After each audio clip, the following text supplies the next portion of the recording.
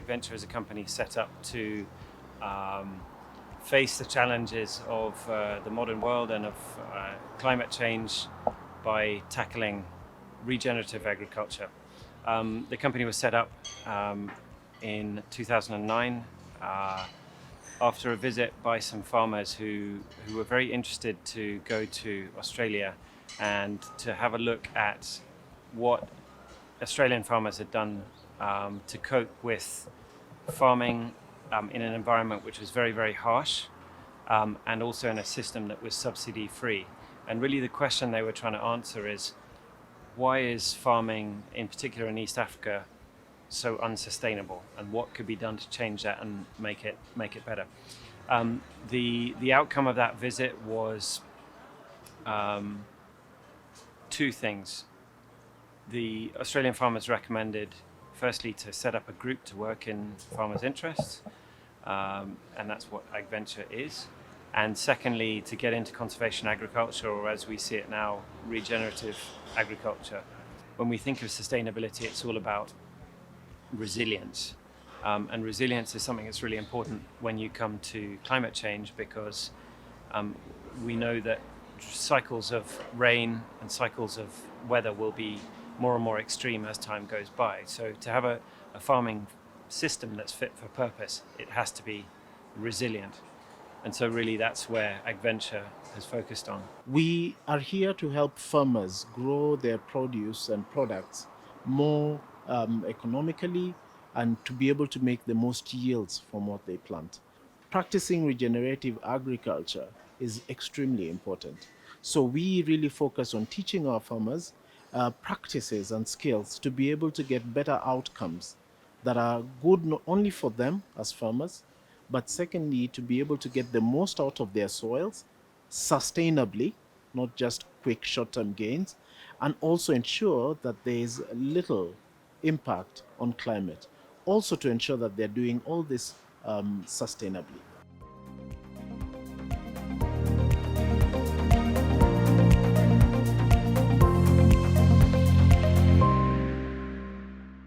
We grow crops in large scale, and we do cereals, we do legumes as our rotation, and also we have brassicas.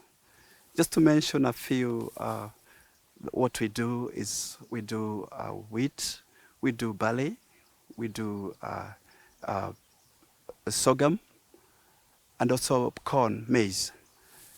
Now, before we were doing conventional farming that entails tilling, and then now we got into the regenerating agriculture, which we've done it for the last 13 years, and we have seen the fruits. East Africa and indeed many other parts of the world underperform in terms of production of food and production of crops that would otherwise help them to grow and develop. And to give you some examples, if you look at statistics, national average yields are a long way below where they should be. So you've really got to ask the question, why is that the case? Is it because the environment is not suitable, or is it because the soils are not suitable? And we've gone about understanding those questions and asking those questions over a long period of time. A big part of that is about soil health, improving soil health, and what you can do that will make the soil more resilient, make it a better bank for the farmer.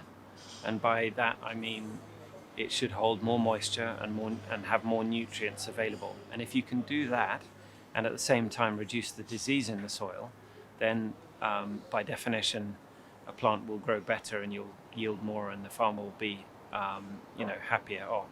If you look at this soil, there's something that you'll notice. There are a number of different colors as you go down, and you will find that the soil structure changes as you go down. It is finer here, darker, and quite deep, and looks quite healthy. And when you look at the lower zones, you will find that the water has been able to infiltrate deeper into this soil. This farm has not been tilled for the last 13 years. And as a result, you can see it is free from the plow pan. The next thing, all the trash, all the crop remains are left in the farm. And with the 2 crops in a year, then we are slowly building the organic matter of the soil and helping the soil develop the capacity to retain a lot of water. The rainfall patterns have changed. Looking at the rainfall pattern, especially in this area, we used to have a specific timing. Like we used to plant, if it's wheat, we plant in May. But right now the rains are coming in August. It shows you already those people who had planted in May, we have already lost the crop because there is no moisture. So within this region, we're looking at a population of roughly 200 million in East Africa, across the East African countries. And we know that the mainstay of the economies in East Africa is agriculture. Why is it such a big part? It contributes around about a quarter of the GDP, firstly. And secondly, it employs about 80% of the population in the region.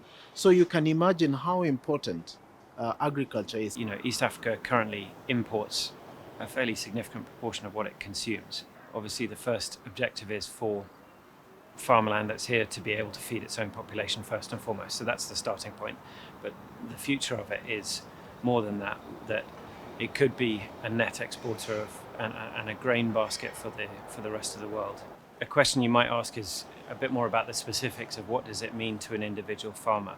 I think you could probably look at that in a couple of different ways. And one of the key components is knowledge. So knowledge really is valuable. The first thing that we think is really important is crop rotation. So a farmer who's been growing maize and maize and maize and maize, or any one crop, by doing so ends up with more disease in their soil than they would want. So crop rotation enables a farmer to deal with disease and also other pests and weeds in a holistic way that over time will do better. This farm has been under no-till. We've not disturbed the soil. And also the other thing is making sure that we have the bit on covering the ground. And covering the ground is very important because it will help with minimizing the loss of moisture. The other thing, it will help in controlling the weeds, and also it will help in maintaining the nutrients in there. We will not be having a lot of leaching. The cost of production had gone up because we use tractors, like 8 tractors to do the full operation of seedbed preparation.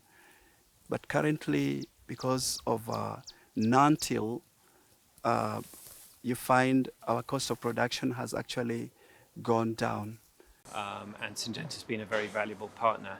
To sort of flesh that out a little bit, there are several different elements. We work with Syngenta on crop protection, and that's very important from a number of points of view. Really, we want to work with the best that there is, and of course Syngenta is, leads in many of the products they have. They're the leading supplier, and they've got the incredible amount of technology behind it. We believe that as more and more people adopt better technology, better use of our products, then overall we're able to have a bigger impact in terms of sustainability, both in terms of the farmer and farmers' well-being, in terms of the soil and soil health, in terms of the climate and biodiversity, and lastly, being able to ensure that this activity of farming can be sustained into the longer term.